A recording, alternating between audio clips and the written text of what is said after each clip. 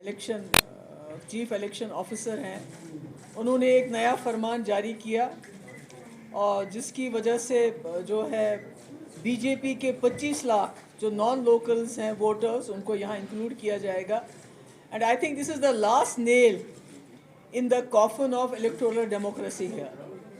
पहले जो इन्होंने रिगिंग करनी थी वो तो आधी रिगिंग कर दी, जिस वक्त डिलिमिटेशन कमीशन यहाँ बनाया और उसमें जितनी जरी मैंडरिंग होनी थी वो सब कर लिया, और जिसका नतीजा ये हुआ कि जो उसकी हेड करती थी उस पैनल को, उसको अब बड़ी अच्छी तरह से रिहेबिलिटेट किया गया। She has been rewarded.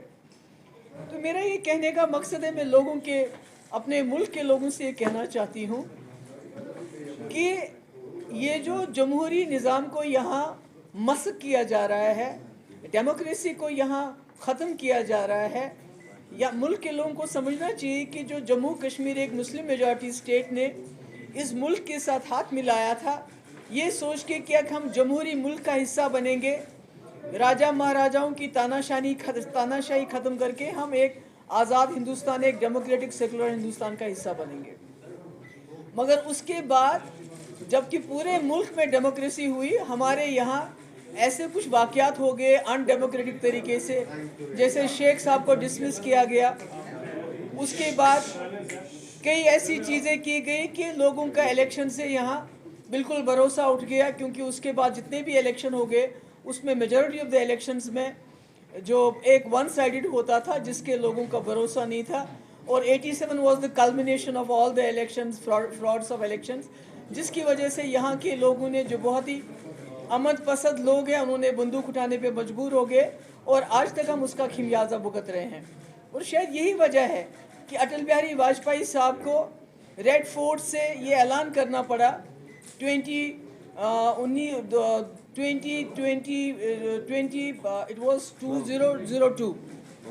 2002 में उनको ये ऐलान करना पड़ा कि हम जम्मू कश्मीर में फ्री एंड फेयर इलेक्शन कराएंगे। और उसके बाद इलेक्शन में बेहतरी आई और जम्मू कश्मीर के लोगों का इलेक्शन प्रोसेस में एक भरोसा हो गया। मगर जो हम आज देखते हैं, जो इस वक्त हो रहा है, ये जम्मू कश्मीर एक लेबॉर्ट्री बन चुका है बीजेपी के लिए। यहाँ वो तजुर्बा करते हैं, उसके बाद बाहर जाके उसको अप्लाई करते हैं। और जितना भी जो भी कुछ जम्मू कश्मीर में हो रहा है, ये इस फसाड में हो रहा है कि हम जम्मू कश्मीर को मुख्य धारा का हिस्सा बनाना चाहते हैं, हम इसका इंटीग्रेशन करना चाहते हैं कंट्री के साथ। तो मेरा तो ये है कि जो भी हमारे लोग, दुनिया मुल्क के लोग जो देशभक्त हैं, जो नेशनलिस्ट हैं, मैं उनकी बात नहीं कर रही हूँ कि मैं उन पार्टीज़ की भी बात कर रही हूँ जिन्होंने आज़ादी की लड़ाई लड़ी, कुर्बानियाँ दी और इस मुल्क को जमहूरी सेकुलर मुल्क बनाया। मैं उनकी बात नहीं कर रही हूँ जिन्होंने अंग्रेज़ों से माफ़िया मांगी, अंग्रेज़ों के साथ मिल के रहे, जिन्होंने अंग्रेज़ों के ख़िलाफ़ नहीं बल्कि अंग्रेज़ों का साथ दिया। मैं उन हिंदुस्तानियों से कहना चाहती हूँ कि आप समझिए, बीजेपी आपको हर गलत काम, कॉन्स्टिट्यूशन को मलियामेट करके उसको भी नेशनलिज्म का नाम देती है। जो जम्मू कश्मीर में हो रहा है, ये सब वो कह रही है कि हम नेशनल इंटरेस्ट में करें। कुछ भी नेशनल इंटरेस्ट में नहीं हो रहा है, सब कुछ बीजेपी के अपने इंटरेस्ट में हो रहा है। इन्होंने 2019 के बाद जम्मू कश्मीर में अनकॉन्स्टिट्यूशनल तरीके से 370 हटाया, 35 से हटाया, स्पेशल पोजीशन हमारी ख़त्म की, इंडियन कॉन्स्टिट्यूशन को सबवर्ट किया और ये बताया आप लोगों को कि ये ज़रूरी है, ये नेशनल इंटरेस्ट में है। ये सब बीजेपी के अपने इंटरेस्ट में है, क्योंकि उसके बाद हर इलेक्शन में इन्होंने जम्मू कश्मीर के प्लाट बेचना शुरू कर दिया इलेक्शन में कि आपको प्लाट मिलेगा, हमने जम्मू कश्मीर में ये किया। और आज जो जम्मू कश्मीर एक तजुर्बा गाह बन चुका है पूरे मुल्क के लिए, आज न सिर्फ जम्मू कश्मीर में डेमोक्रेसी खतरे में है, बल्कि अगर आप देखेंगे ये रिगिंग का जो सिलसिला है ये पूरे मुल्क में है। अब फ़र्क ये है कि कई स्टेट्स में रिगिंग इलेक्शन के दौरान होती है, जिसमें एलिगेशंस लगते हैं, ईवीएम्स को इस्तेमाल किया जाता है, पैसे को इस्तेमाल किया जाता है, मसल पावर इस्तेमाल किया जाता है। और दूसरा हिस्सा आपने देखा इलेक्शन के बाद किस तरह रिगिंग होती है, उस गोवा में देखा आपने, कर्नाटक में देखा आपने, मध्य प्रदेश में देखा, महाराष्ट्र में हाल ही में देखा, और अभी झारखंड और राजस्थान लाइन में लगे हैं, जहां ये पैसे के बलबूते पे, पावर के बलबूते पे और ख़ासकर ईडी जो इनका अकलौता अलायंस पार्टनर है उसके बलबूते पे रिगिंग करते हैं और रिजल्ट अपने हक में कर देते हैं। तो इसका मतलब है कि न सिर्फ ये जम्मू कश्मीर के लोगों को एक हिसाब से डिफ्रेंचाइज करना चाहते हैं, क्योंकि जब 25 लाख बीजेपी का वोटर बाहर से आएगा तो जम्मू के वोट का क्या फ़ायदा होगा, कश्मीर के वोट का क्या फ़ायदा होगा। तो इसी तरह मैं मुल्क के लोगों को बताना चाहती हूँ कि जब आप किसी को चुनते हैं उसके बाद ये पैसा और ईडी का इस्तेमाल करके उस सरकार को गिरा के अपनी सरकार बनाते हैं, तो बीजेपी का एक ही मकसद है, किसी तरीके से हर जगह बीजेपी की सरकार बने। और जो जम्मू कश्मीर वो अब करना चाहते हैं वो भी इसलिए है कि वो किसी लोकल ऐसा करें कि जो कोई फासिस्ट लोकल होगा यहाँ उसको रूलर बना के इस फ्रॉड इलेक्शन के ज़रिए उसको यहाँ तैनात करें, ताकि जो इन्होंने यहाँ जम्मू कश्मीर में पिछले 3 साल हो गए इनको डायरेक्टली यहाँ रूल करते हुए, मगर उसके बावजूद भी ये यहाँ के लोगों का जो उनका रिजॉल्व है, जो साइलेंट और पीसफुल उनका तरीका है रेजिस्ट करने का, उस रेजिस्टेंस को तोड़ नहीं सके। अब ये चाहते हैं कि किसी तरीके से चोर दरवाजे से इलेक्शन में 25 लाख बीजेपी के वोटर बाहर से लाके इस दरवाजे से उस दरवाजे से लाके ये यहाँ किसी फासिस्ट को बिठा दें कुर्सी पे, ताकि यहाँ जो हमने पहले शुरू से ही कहा है कि यहाँ डेमोग्राफिक चेंजेस करना चाहते हैं। डेमोग्राफिक चेंजेस खाली मुसलमानों के लिए नहीं है, ये जम्मू के डोगरे के लिए भी है, ये यहाँ के पंडित के लिए भी है। और मैं इसमें आपको ये बताना चाहती हूँ, कश्मीरी पंडित जिनके लिए ये हाय हाय तौबा करते रहते हैं हर वक्त, पिछले 32 साल से चिल्ला रहे हैं कि हमें वोट देने में आसानी कर लीजिए। उनको 4-5 फॉर्म्स भरने पड़ते हैं तब जाके वो वोट देते हैं। अब उन्होंने वोट देना भी बंद कर दिया है क्योंकि उसमें इतनी मुश्किलात है। उनके लिए आसानी नहीं कर रहे हैं, उनके लिए आज तक आसानी नहीं की कि वो कैसे वोट डालें, जिनके तकलीफ को इन्होंने अपना हथियार बना के पूरे मुल्क में बेच के खाया है। उनके लिए ये सहूलियत नहीं है, मगर अपने लिए ये सहूलियत करना चाहते हैं।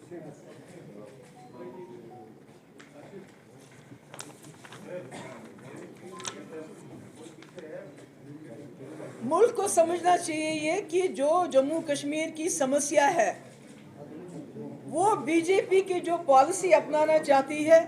बीजेपी यहाँ पर जो नाजी जर्मनी में पॉलिसी थी, जो इजराइल में पॉलिसी है, वो सोचते हैं ये पॉलिसी अपना के हम जम्मू कश्मीर के मसले को हल करेंगे और जम्मू कश्मीर में सरकार बना के पूरे मुल्क के अंदर उसी बलबूते पे और लोगों से वोट मांगेंगे। और इसके अलावा बीजेपी का कोई इरादा नहीं है।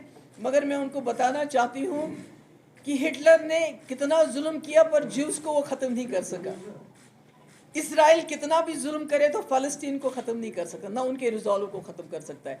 इसी तरह जब तक एक डोगरा, एक कश्मीरी यहाँ बचा हुआ है, तो वो जो बीजेपी के इविल डिज़ाइंस हैं जम्मू कश्मीर को लेके, वो उनको कामयाब नहीं होंगे, बल्कि उनको मुँह की खानी पड़ेगी। क्योंकि जो वो हालात बना रहे हैं, एक तरफ से वो डी रेडिकलाइजेशन पे सैकड़ों करोड़ रुपया खर्च करते हैं और दूसरी तरफ से वो हर हरकत वो ऐसी करते हैं जिससे यहाँ के नौजवान रेडिकलाइज हो सकते हैं, ज़्यादा हो सकते हैं। क्योंकि पहले ही आपने 2019 में जो कांड किया, उसके बाद आप वहाँ नहीं रुके। उसके बाद आपने यहाँ के नौजवानों से उनकी ज़मीन छीनी, उनका रोज़गार छीना, उनके रिसोर्सेज छीने, उनकी आज़ादी छीनी, उनकी डिग्निटी छीनी, उनको जेलों में डाल दिया, उनका जीना हराम कर दिया। और अब एक उनके पास वोट का हक था कि वोट डाल के वो अपनी पसंद की हुकूमत चुनती, अपने पसंद का रिप्रेजेंटेटिव चुनते। आप उसमें भी उनको इनडायरेक्टली डिफ्रेंचाइज कर रहे हैं, उनके वोट का होना ना होना बिल्कुल ख़त्म कर रहे हैं।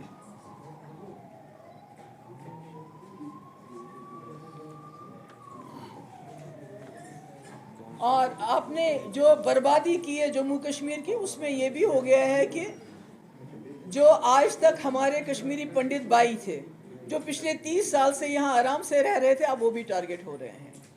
और पिछले कई महीनों से वो इस वक्त जो है एहतजाज कर रहे हैं। और आप कहते हैं उनको कि थप्पड़ पड़ेगा अगर आप अंदर नहीं जाओगे। ये इनका तरीक़ेकार है जो ये लोगों को इस्तेमाल करते हैं अपने मकसद के लिए।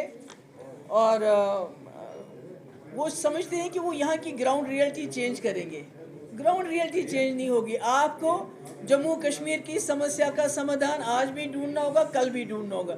मगर मैं फिर से अपने मुल्क के लोगों